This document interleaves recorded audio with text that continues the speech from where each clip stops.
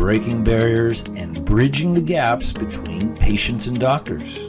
Welcome to Brainstorming with the Docs and your co-hosts, Dr. Glenn Harrison and Dr. Kolby Condos.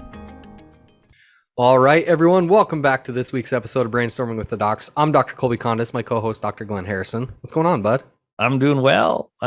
This is an interesting topic. I think it's interesting. This is a good one. I feel like this will be valuable to people who maybe have questions on some dietary stuff. We get asked about this quite frequently in our office. You know, hey, how important is it for me to actually eat organic? You know, what do I need to be looking at? That's right, because the costs are so high. We want to try to cut corners where we can and know how much is really important in this direction versus not. And especially if it gives you like value, it's like if it adds value and it's actual value, then that's great. If you're just paying for the label and there's no actual added value, well then maybe not as important, right? That's right. Today we are talking about, like we talked about, the importance of buying certain organic foods versus the others. If this is your first time watching or listening and you find this topic interesting or you have questions on your own health, please hit like and subscribe and turn on notifications because we're going to continue to roll content out like this each and every week. So to start out, we are going to call this the Dirty Dozen and the Clean 15.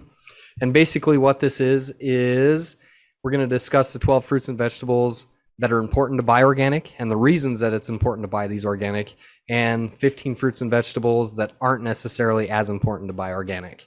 That's right. And these aren't lists that we came up with. So where are these lists from? So you can actually find these lists at the Environmental Working Group, which gives you like an updated list each and every year about which ones you should buy organic versus which ones you don't necessarily have to. And this is, this is predicated on, which foods have the most pesticides or fungicides or herbicides on them, and which ones don't. And a lot of that actually has to do with like the quality of the covering of the food and the type of food. So the Dirty Dozen, this is the ones that you want to make sure that you're going to buy organically because they're the ones that get the most pesticides, the most herbicides, the most fungicides, because they're the ones that are the most susceptible to pressure from basically bugs or funguses. And obviously you will probably see this in the grocery store when you start looking at some of this stuff. So the ones you want to eat organic: strawberries, spinach, kale, nectarines, apple, grapes, cherries, peaches, pears, peppers, celeries, and tomatoes, right?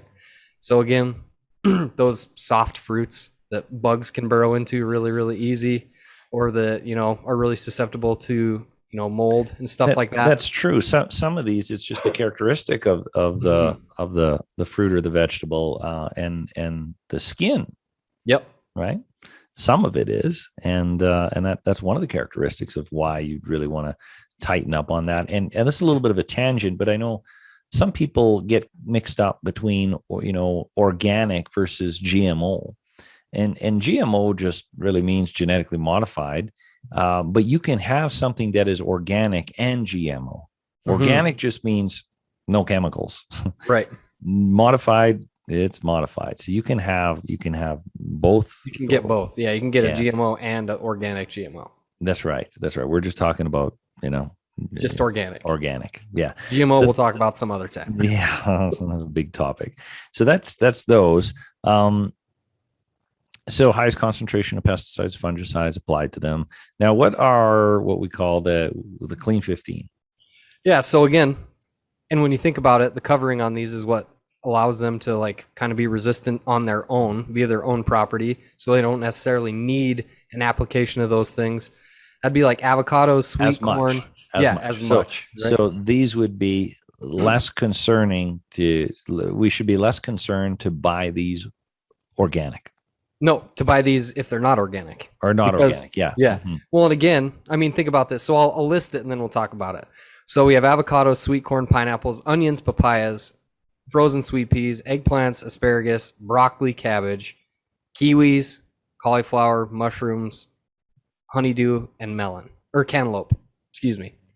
So again, I think that when you look at the properties of a lot of these things, they have like a tough outer skin that most of us don't ingest anyways. Right. So we look at the avocado. None of us eat the avocado skin. We all cut it There's open. always that one friend. Yeah. Whoever you are, I'm sorry. That can't be enjoyable. So, you look at most of these things like sweet corn, you're not going to eat the husk. Onions, you're going to peel them. Yeah. It's kind of across the board. Not all of them, like broccoli and cauliflower. I don't know why those ones necessarily. Probably has something to do with like sulfur concentration and stuff like that.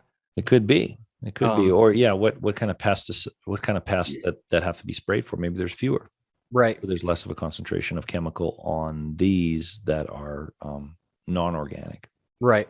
So those are the dirty dozen and the clean 15. Again, always recommend washing your fruits and vegetables, even if they are organic, right? Mm-hmm.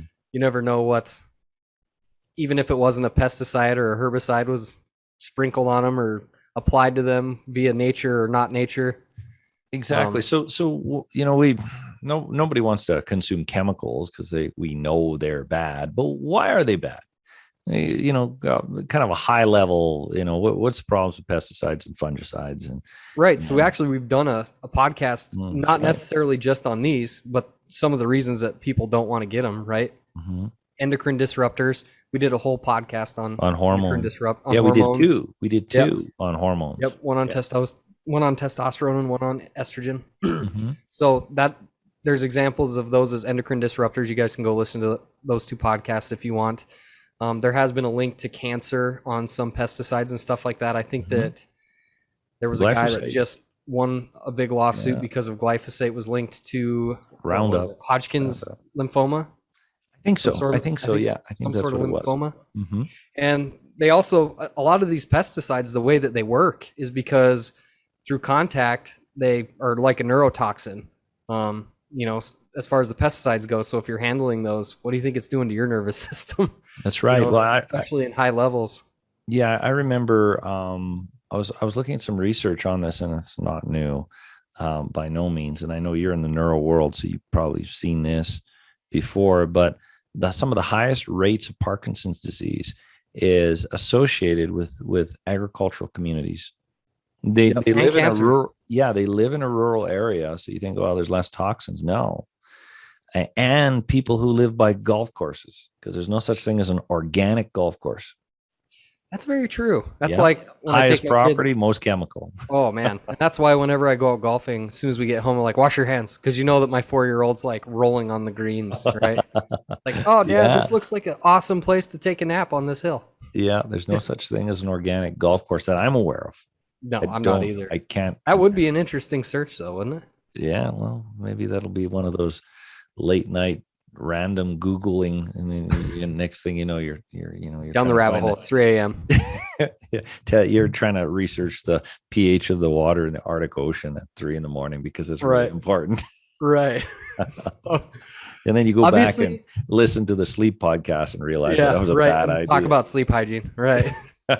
So if you guys want a list of these things, it is on the environmental working group. They give you like a nice little cutout pamphlet. I carry this in my wallet because, let's be honest, I'm not going to memorize all 12 and all 15.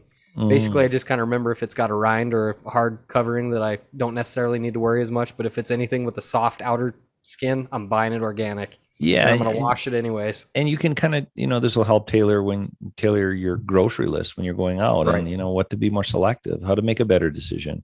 Because just because it's on the shelf, any food in the grocery store does not mean that it's healthy. But not only that, it doesn't mean that it won't poison you. Right. So poison is allowed to be on the shelf in North America. Yep. Literally that simple. In small parts per million, right? Yeah. If you guys got value out of this podcast, or you have questions or comments or anything, you can get a hold of us at info@brainstormingwiththedocs.com. You can get us on our websites. Mine is northlakeschiropractic.com. Dr. Glenn's is drgharrison.com. And again, hit like and subscribe and turn on notifications because we're going to continue to roll out new content each and every week. Yes. Well, that was great, Dr. Kolby. I look forward to the next one. Sounds good.